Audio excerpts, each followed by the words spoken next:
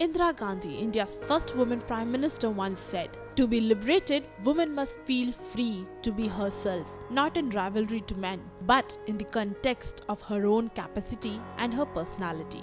We as Indians take pride when we talk about the democratic ideals, fundamental rights enjoyed by the citizens of the country. But most often, we tend to forget the main disease plaguing the entire country. Today we will talk about the modern age slavery, a term not that audible in our day-to-day life, but most of us are experiencing it in form of one or the other. Though both male and females are victim of this broad concept, but it's new. Unsurprisingly, women and girls are more at a risk than men and boys. Women make up the majority of those being exploited. Example of this can be of many. For instance, a husband asking her wife to stop going to her office after marriage, a father asking her daughter to choose a particular profession or asking her to marry a particular person. Examples are endless. Slavery means that you do not have any agency and you're owned body and soul by somebody. Sometimes what happens is our parents, well-meaning though they are, do not understand the aspirations and the sort of wishes that the children have. So starting from whom they choose to marry, whom they choose to love, to what they want to do, what kind of jobs they want to do, there is always at different levels many obstacles that are put in front. It is also part of a large social milieu which is deeply patriarchal, which is deeply gendered. There are certain stereotypical roles. So if it is a woman, it is expected that she will either study arts and after a certain age she'll get married, take care of the household. If it's a man, he has to study engineering or something like that and then go into, totally, he has to become the provider of the family.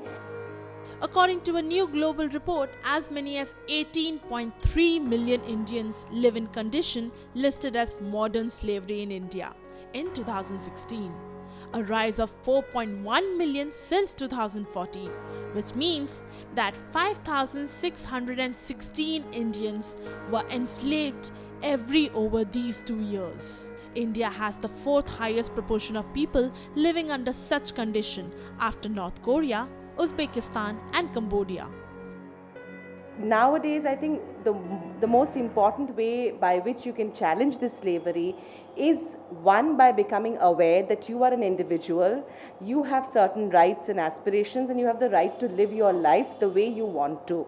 And this doesn't mean that you're going to disrespect everybody. But I think after negotiating with your parents, with your family, with your community, after negotiating, after some initial resistance, if they see that you're happy doing what you are doing, if they see that you're leading a fulfilled life, they will also agree. So the most important thing is awareness of what you want to do. Second is awareness that it is possible to do that. Then having material chances, material avenues through which you can actually realize your dreams. So if a woman wants to become, say, a sports person, then she has to actually be able to access those places and get that training and go ahead.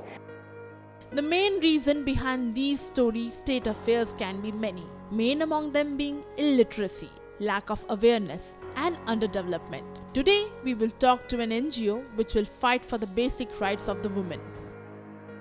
See, education definitely does play a role, but education is not sufficient because the kind of education system we have, we tend to propagate the same gender stereotypes. So when a child is going to school and is reading his or her first textbook, so if it is a story about a person going to work in a factory or in the farm or in an office, it's always a man who's showing in this textbook. And if it's somebody who's cooking, it's always a woman. So even the sort of education system we have is steeped with patriarchal ideology.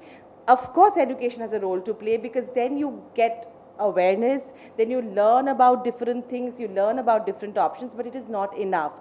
I think what you need is certain other kinds of, I think definitely at the school level, we need gender sensitization programs, which does not only talk about violence against women, but which also talks about equality between genders. It also talks about the fact that women and men have a number of options that they can avail of. And whatever a man can do, a woman can also do. And what a woman can do, a man can also do. Reasons are many, but solutions are less. And we, as the citizens of India, need to find a way out to free the 18.3 million Indians who are living in the modern age slavery condition.